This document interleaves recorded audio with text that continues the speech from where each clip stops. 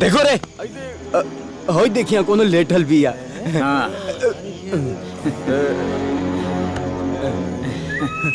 कहो करे चा कैसन ठंडी में टिकुरा तड़ू हीटर के गर्मी चाहे तेने आवा। अरे काहे ठंडी पाला में सुकड़ा तारू, चला ना मखमल के गद्दा पसुताई। देखिए भैया, हम मुसीबत के मारल औरत है, हमरा के परेशान मत करा, हम पेट से बने। हमनी के भैया मत कहा, हमनी के सैया कहा।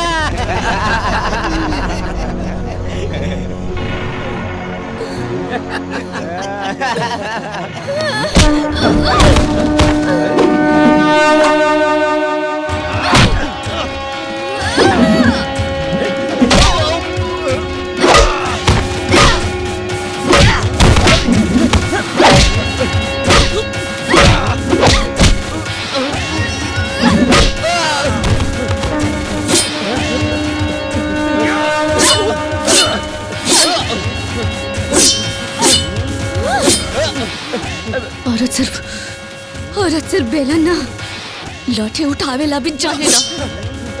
अरे तनी लोगन से अच्छा तो रावण बा जो सीता जी के हरण कैलस, बाकी चेर हरण ना। अरे जे औरत की इज्जत ना करेला ना ओकरा के हम मर्द ना समझेनी।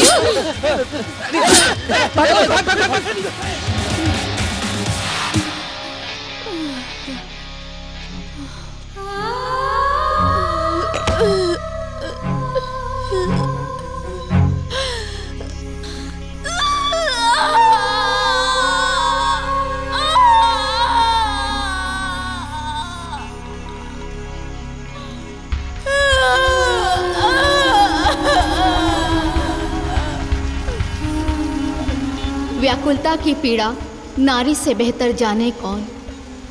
द्वंद छिड़ा है मन के भीतर, अधरों पर है धारण मौन। कब तक जगत में होगा तुलसी नारी का उपहास, कब तक अग्नि परीक्षा होगी, कब तक होगा नारी का वनवास।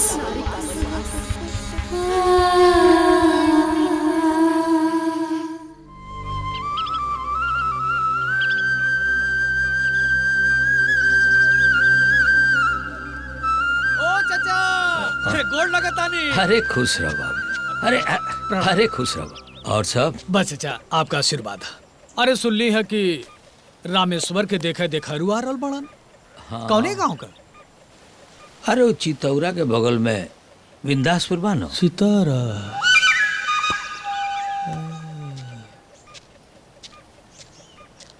जौन चाहत रहली वो बतौला नहीं। ए चाचा सुनो, इना बतौनी की केकरा घरे? ए बाबू अब तारा से का छिपावे के बा, तू तो हमारी तैसी हुआ। वो चितौरा के बगल में बिंदासपुर बा, वही जब ब्याह ठीक भइला। बिंदासपुर? जी। हाँ, लेकिन केकरा घरे? वो रामविलास तिवारी किया, उन्हीं की बिटिया से। रामविलास तिवारी? अच्छा, वह जेकरे दुआरवा निबिया के गछिया बा ओकरे समनवा वाला घरवा का? हाँ, ओकरा समनवा बड़का एगो घर बा आ दुआरवा पर चापा कल बा। चापा कल? हाँ, बुझा गइल। हे ले। अच्छा बाबू, हम सुरती ना खाइले, तू खा।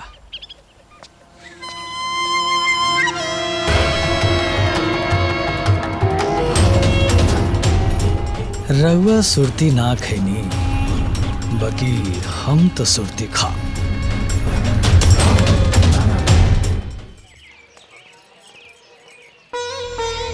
अरे आवा ए जी रुकी। का भाई? बिटिया खातिर लइका देखे जात हई ना, तो 1 रुपया के सिक्का डाल के गंगा मैया के प्रणाम कर ली, जतरा शुभ हो जाई। दे दे बाबूजी। ई रहल। हाँ अब तो ठीक बा ना? हाँ जाई। चलिए बाबूजी, ना तो देर हो जाई। चल।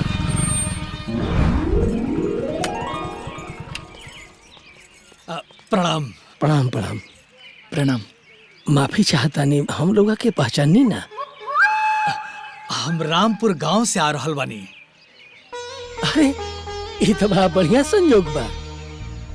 हम हो रामपुर गांव ही जाता नहीं लड़का देखे दीनदयाल जी के यहाँ।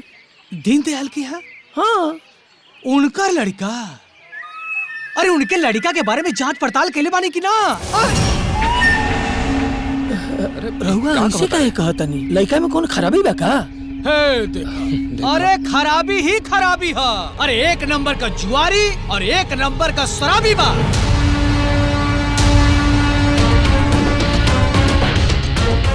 और जाने तनी सुरती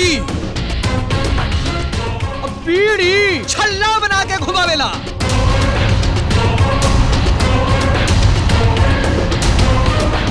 उसको लवे से हो का हो। हाँ। और जाना तनी राते राते वो आर्केस्ट्रा देखेला और आर्केस्ट्रा में जाके स्टेजे पे चढ़ के ठुमका लगावेला और चोरी चकारी छिनैती डकैती और न जाने का ओकरे ऊपर केस चल रहा बा। अरे बता ले मुर्गा। हाँ भैया एकदम सही कहा तानी।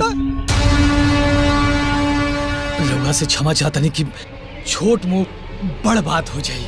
कहे से कि बिटिया के बात रहल है यही से बतावे खातिर 70 किलोमीटर दूर से अपन तेल जरा के रउआ के सच्चाई बतावे आए लिया।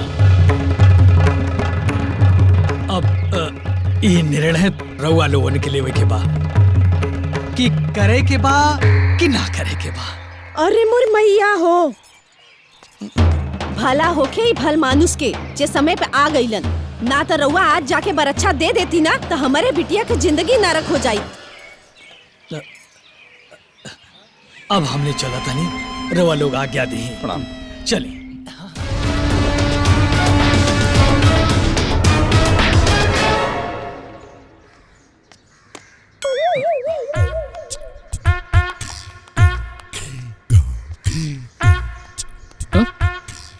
पाउडर लिपस्टिक लगावला के जरूरत नहीं है।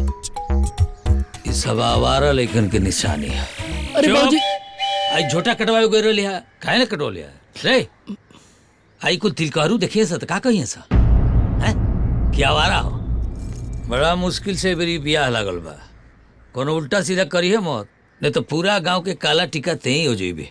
ए जी सुन ली हमार बेटा के ना ई काला टीका फीका मत कहल करी। ई गांव में के सुघर बा हमार लड़का से ज्यादा। जब देखी तब हमार लड़का के कोसल करेनी। हाँ